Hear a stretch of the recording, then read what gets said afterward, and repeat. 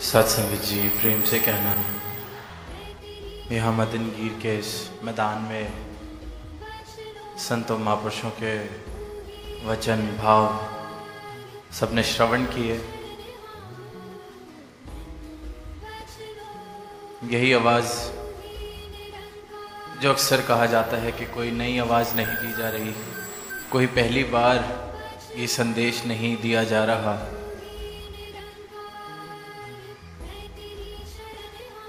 इंसान को, मानवता को इस तरफ ध्यान देने के लिए कहा जा रहा है कि जो जीवन मिला है इसको आंख खोलकर जी लिया जाए, इसको एक निंद्रा की अवस्था से उभरकर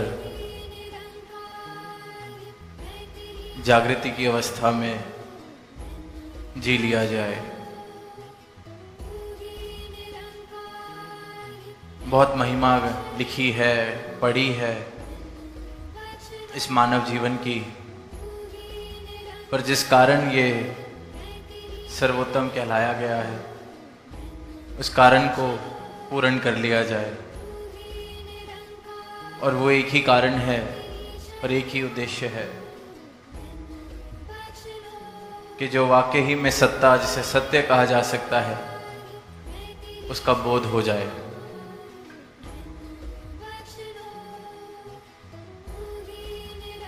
जिसे बार बार कहा जा रहा है कि अंग संग बसता है, जिसके लिए लिखा गया है कि शारक से भी ज़्यादा नज़दीक है, जिसके दर्शन करके अर्जुन ने कहा कि आपके आगे को प्रणाम, पीछे को प्रणाम, दाएं को प्रणाम, बाएं को प्रणाम, जिसकी सर्वव्यापकता का जिक्र हर वेद ग्रंथ, संत फकीर ने किया है। जिसने भी इस एक सत्ता को प्राप्त किया है उसकी गवाही फिर एक जैसी ही रही है।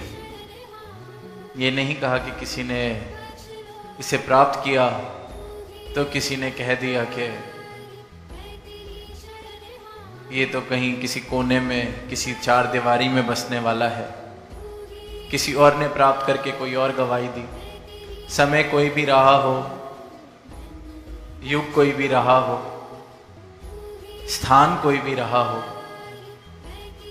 जब भी किसी ने सद्गुरु की कृपा से इस परमात्मा का बोध किया है, इसके दर्शन करे हैं, इसको प्राप्त किया है, जिसका जीवन सही मायनों में प्रेमा भक्ति से सराबोर हुआ है, फिर उनकी गवाही इस परमात्मा को लेकर एक जैसी है। शब्द भाषा जो मर्जी हो, समय कोई भी हो, आज से 200 साल, 2000 साल, 20,000 साल, कोई फर्क नहीं पड़ता, क्योंकि सत्य आज जो है तब भी वही, और आने वाले समय में भी यही सत्य रहने वाला है। जो आज जिन्होंने दर्शन करके गवाही दी है कि मेरे अंग संग बस रहा है, मैं देख रहा हूं, सदगुरु ने ज्ञान चक्षु दिए तो इसके दर्शन मुझे हो रहे हैं, तो आज या आने वाले समय में 10 साल बाद, 20 साल बाद, 200 साल बाद, 2000 साल बाद भी कोई सत्ता को प्राप्त करेगा, वो भी यही गवाही देगा कि पा लिया है, देख लिया है, सर्वव्यापी है, शस्त्र जिसे काट नहीं सकते, पानी जिसे भिगो नहीं सकता, क्योंकि ये कोई कागज की लिखी ही नहीं है। संतों के लिए, भक्तों के लिए ये आंखों की देखी बन जाती है। कबीरदास जी ने फिर जो पंक्तियां कही कि तू कहे कागज की लिखी, दुनिया कह रही है, नाम ले रही है, भजन गा रही है, कीर्तन कर रही है, नाना तरीके के तप त्याग करे जा रहे हैं,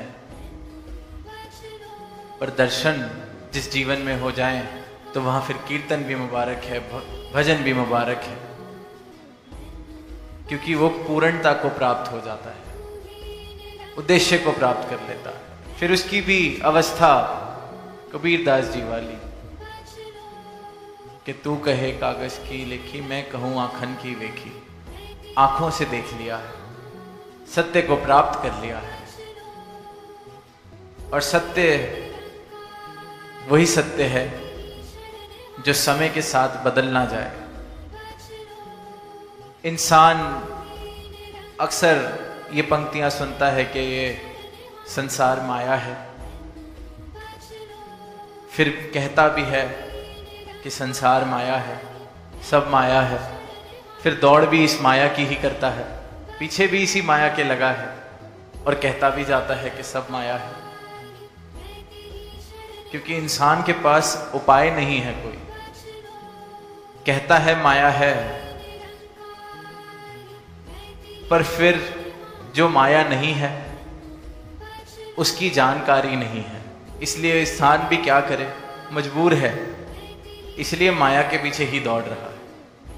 क्योंकि माया से हटके और है क्या इसका बोध नहीं है, जानकारी नहीं है। और वहीं फिर भक्त, संत, ब्रह्मज्ञानी, महापुरुष ये आवाज देते हैं कि आप ठीक कह रहे हैं कि सब माया है, पर फिर माया से परे जिसने इस माया को बनाया है, जो मायापति है, उसका बोध अगर हो जाए तो जीवन में ये जानते हुए भी कि कुछ साथ नहीं रहना, कुछ हाथ नहीं रहना, फिर ये आसक्ति भरी दौड़ खत्म हो जाती है। क्योंकि ये सर्वव्यापी या विनाशी सत्ता मिल जाती है, इसका बोध हो जाता है। आज बरसात का मौसम है, हो सकता है सुबह धूप निकल जाए, नहीं तो कुछ महीनों में ठंड का मौसम हो जाएगा। तो ये मौसम भी माया है, बदल रहा है। जहां जहां भी परिवर्तन है वो माया है। और सिर्फ एक रस रहने वाली एक ये सत्ता है जिसे परमात्मा कहा जाता है। किसी भी नाम से बुला लें, अल्लाह, वाहिगुरु, गॉड,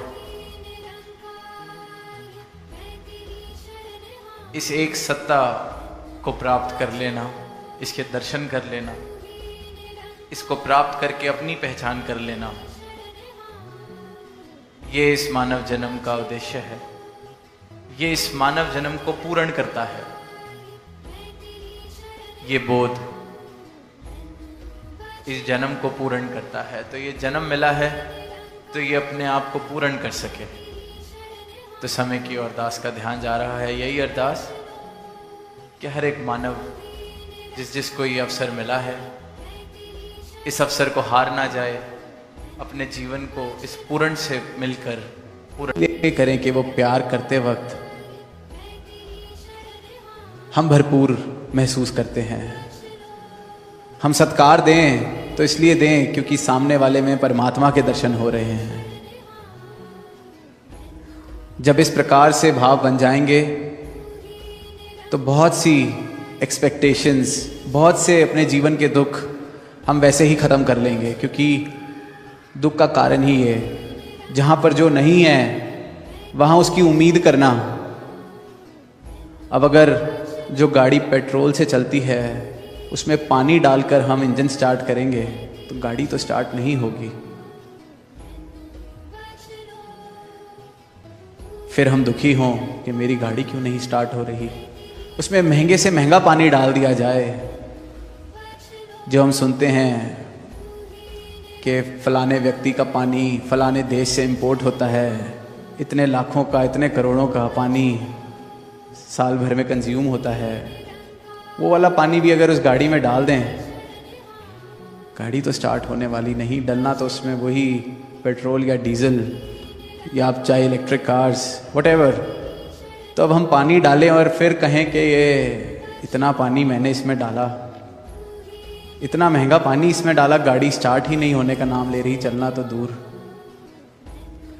तो जहाँ से जो मिलना नहीं, नमक खा के बोलें कि ये मीठा क्यों नहीं है, वो मीठा नहीं है, वो नमक है, उसको नमक की तरह इस्तेमाल करें।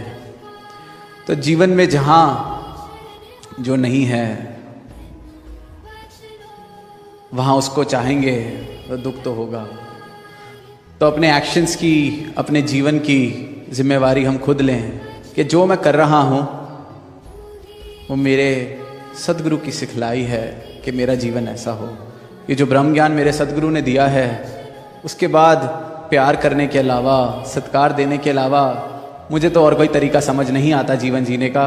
इसलिए मैं ये जीवन जी रहा हूँ, क्योंकि इसी में आनंद है, इसी में मेरे सदगुरु की रज़ा है, खुशी है, इसी से मेरा सदगुरु रीझता है और इसी में मेरा सबसे बड़ा आनंद छुपा है। जब मुझे पता चलता है कि मेरा जीवन आज उस राह पर चल रहा है जैसा मेरे सदगुरु ने बताया है, तो मुझे भी इसी में ही आनंद मिलता है। तो मैं अपने आनंद के लिए जो कर रहा हूँ, अपने आनंद के लिए कर रहा हूँ, और वो जो आनंद उस पल में मिल रहा है वही मेरा फल है। इससे आगे, इससे ज़्यादा की मांग या उम्मीद या एक्सपेक्टेशन फिर गुंजाइश ही नहीं रह जाती। कुछ आ गया तो वो गुरु प्रसाद, कुछ नहीं आया तो प्रसाद तो हम खा ही रहे हैं उस पल में, जब इस बात का एहसास होता है कि क्या आनंद इनकी शिक्षाओं को मानने का। तो जीवन से हम अपने बहुत सा ऐसा दुख, बहुत सी ऐसी परेशानियां घटा सकते हैं, कम कर सकते हैं। और जहां पिछले 2 दिनों में कई से ऐसे सवाल जवाब NYS पर हमें अवसर मिलता है, सदगुरु ने ये खुला प्लेटफॉर्म बख्शा है कि ये सवाल, ये जवाब क्लैरिटी के लिए पूछ लिए जाएं। पर वहाँ एक बात दास ये भी कहना चाहेगा कि ये सवालों के जवाब इसलिए नहीं दिए जाते कि कोई जवाबदाई है किसी की। ये सवालों के जवाब भी इसलिए दिए जाते हैं तरस खाकर। सदगुरु का तरस है कि ये भटक रहे हैं या परेशान हैं, धुंध से भरा हुआ जीवन है, इसकी धुंध अगर छटती है तो इसको जवाब दिया जाए। गलती से भी ये ना समझ लें कि कोई जवाबदाई है, मैं पूछ सकता हूँ।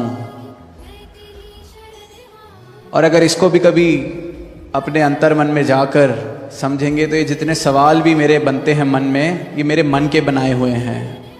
जिस दिन मन पूरे का पूरा इनके चरणों में समर्पित हो गया, उस दिन ये सवाल भी ढह जाएंगे और उस दिन जो आनंद की अवस्था प्राप्त होगी, उससे ऊंची अवस्था कोई प्राप्त नहीं कर सकता। पर ये दयाल हैं, फैसिलिटेट कर रहे हैं कि अगर किसी का सवाल इसलिए पूछा जा रहा है कि वो उस अवस्था के नज़दीक पहुंच सके तो ज़रूर उसका जवाब दिया जाए। पर वहीं भक्ति का आनंद अकल को नहीं आ सकता। अकल के भार का ये सब्जेक्ट है। अकल भी हमारा अहंकार है, तो ये उस अकल को धीरे धीरे सवालों के जवाब के थ्रू ख़त्म करने में हमारी मदद कर रहे हैं, एहसान कर रहे हैं कि क्यों इन अकलों के सोचों के चक्कर में परेशान चल रहा है। आनंद ले सकता है, ले ले। एक कहानी दास को याद आ रही है। ऐसे ही एक समाज जहाँ एक बहुत बड़ा दार्शनिक, और वो दार्शनिक तो हर चीज़ पर सवाल, हर चीज़ को समझने का प्रयास अकल के भरोसे चल रहे हैं, और ऐसे ऐसे सवाल कि ये ऐसे क्यों है, वैसे क्यों है, हर चीज़ का जवाब चाहिए। We have seen great philosophers who have tried to answer the most difficult questions of this world. ऐसा ही एक इंसान, वेल रिस्पेक्टेड, बहुत प्रसिद्ध, और उसी शहर में एक बहुत ही सहज बड़े सूफी संत भी रहते थे। तो अक्सर जब दोनों ने मिलना तो उसने अपने अंदाज में, दार्शनिक ने किसी ना किसी तरीके से कोई ना कोई ऐसे सवाल पूछ लेने जो उसको पता था कि इनका कोई भी ये जवाब देंगे तो मैं आगे से एक और सवाल खड़ा कर दूंगा, एक और सवाल खड़ा कर दूंगा। तो उनकी एक प्यारी सी एक रिलेशनशिप चलता, और सूफी संत भी बड़े आनंद में कुछ ना कुछ उसको जवाब दे देते। वो भी खुश होते कि चल तू भी अकल लड़ाते जा, तेरे को अगर इसमें मज़ा आ रहा है। तो ये सिलसिला चलता रहता। अक्सर जब वो अपनी वार्तालाप करते थे तो समुद्र के किनारे बीच पर वॉक करना और ये बातें करना। तो एक दिन वो दार्शनिक आया और वो क्या देखता है कि वो सूफी संत समुद्र के तट पर बैठा है, और जब वो देखता है कि वो समुद्र के तट पर बैठा हुआ क्या कर रहा है, वो थोड़ा हैरान होता है। जाता है, पूछता है ये क्या कर रहे हो। अब वो जो नज़ारा उसने देखा वो कुछ इस प्रकार था कि जो सूफी संत हैं वो एक चम्मच हाथ में लिए हुए एक साइड में खाली बाल्टी रखकर समुद्र में से एक एक चम्मच निकाल रहे थे और उस बाल्टी में डाल रहे थे। अब ऐसा नज़ारा कोई देखे तो जाहिर सी बात है पूछेगा कि ये कर क्या रहे हो। वो चाहे जितना भी बड़ा दार्शनिक था, इस बात का तो जवाब वो भी नहीं दे सका कि ये कर क्या रहा होगा। उसने पूछा, उसने कहा कुछ नहीं, समुद्र को खाली कर रहा हूं। सूफी संत ने कहा कि समुद्र को खाली कर रहा हूं। वो कहता है ठीक हो, दिमाग तो नहीं खराब? कहता नहीं, एक एक चम्मच से आराम आराम से, अब लगेगा जितना समय निकाल देंगे खाली कर देंगे इसको, देखते हैं कितनी देर टिकता है समुद्र मेरे चम्मच के आगे, मेरी बाल्टी के आगे। तो कहता है मैं आपको आपके घर ले चलता हूं, आपकी मुझे तबीयत नहीं ठीक लग रही। वो कहता है क्यों, मेरी तबीयत को क्या हुआ? कहता है आप जो कर रहे हैं ये इम्पॉसिबल है, कैसे हो सकता है? तो आगे से सूफी संत कहता है कि मुझे तो इंस्पायर ही आपने किया है ये करने के लिए, प्रेरणा ही मुझे आपसे मिली है ऐसा साहस जुटाने के लिए कि मैं समुद्र को खाली कर दूं इस चम्मच से। कहता है मैंने ऐसी कौन सी हरकत की जिससे आपको प्रेरणा मिल गई ऐसी बेवकूफ़ी करने की? कहता है आप भी तो अपने अकल के चम्मच से इस परमात्मा को भरना चाह रहे हो, जानना चाह रहे हो। आपका अकल, आपकी अकल इस परमात्मा के आगे इस चम्मच बराबर भी नहीं, और उससे आप सोच रहे हो आप खाली करके किसी बर्तन में उस परमात्मा को रख लोगे, अपनी अकल के बर्तन में उसको संभाल लोगे। जब आपकी मैंने ये हिम्मत देखी, साहस देखा, तो मुझ में भी बड़ी हिम्मत आ गई कि इस समुद्र को मैं भी खाली कर दूंगा। तो साथ संगत, ये जो प्रयास है अकल का, समुद्र शायद फिर खाली हो सकता है क्योंकि उसमें किसी न किसी मात्रा तक पहुंचा जा सकता है कि इतना ही पानी होगा। सारी दुनिया मिलके एक एक चम्मच पकड़ ले, शायद समुद्र खाली हो जाए। पर परमात्मा, अवतार वाणी में शहंशाह जी ने लिखा है, अंत नहीं यदि कुदरत दा, विस्तार दा दे अंत नहीं, पार दा दे अंत कोई नहीं, आर दा दे अंत नहीं। इस धरती तो आगे धरती, इस तो अगे होर जहां, कई अवतार सुनो रे लोगों, पूरे गुरु तो समझो ना। अब पूरे गुरु से इस राज को जान लो, और उस राज को जान के समझने के लिए अकल का समर्पण बहुत ज़रूरी है। और कहाँ ऐसा सदगुरु मिलेगा जो इस समर्पण में भी हमारी इतनी मदद कर रहा है कि अकल का समर्पण नहीं हो रहा, सवाल आ रहे हैं तो चलो पूछ लो, थोड़े थोड़े पूछ लो, धीरे धीरे अकल भी हमारी अपने चरणों में लगवाने के लिए, क्योंकि हमसे समर्पण नहीं हो पा रहा, ये मदद कर रहे हैं उसमें। तो सवाल अवश्य पूछें। पर दास क्योंकि इस जर्नी को बड़े पर्सनली समझता है कि बहुत ज़रूरी है सवाल पूछने, पर दास यही अरदास करता है कि सदगुरु माता जी, आप जी ऐसी अवस्था सबको बख्शना कि जहाँ ये सवाल ढह जाएं, जहाँ ऐसा समर्पण जीवन में आ जाए कि कोई सवाल खड़ा हो ही ना सके। ऐसा समर्पण तन मन धन का सबकी झोली में बख्शो, सबके जीवन में बख्शो। क्योंकि वो जो अवस्था है जहाँ कोई सवाल नहीं खड़ा होता, जहाँ कोई सवाल नहीं आता, उस अवस्था को जिसने प्राप्त कर लिया उसने सब कुछ पा लिया, फिर कुछ पाने शेष नहीं रह जाता। और ऐसा जीवन ये अपने गुरसिखों को बख्शते आए हैं। ऐसे हमने कितने जीवन जीते हुए देखे हैं। तो दास अंत में यही कहना चाहेगा कि ये जीवन जो मिला है, ये जो सुंदर नज़ारे हमें जीने को मिलते हैं, आज ये जो सुंदर नज़ारा बना है, ये जो ब्रह्म ज्ञान जीवन में आया है, ये जो जीने की कला सदगुरु पल पल पर हमें सिखा रहे हैं, इनको छोटी छोटी बातों की वजह से कहीं गंवाना बैठे। ये जो साथ संगत का परिवार हमें मिला है,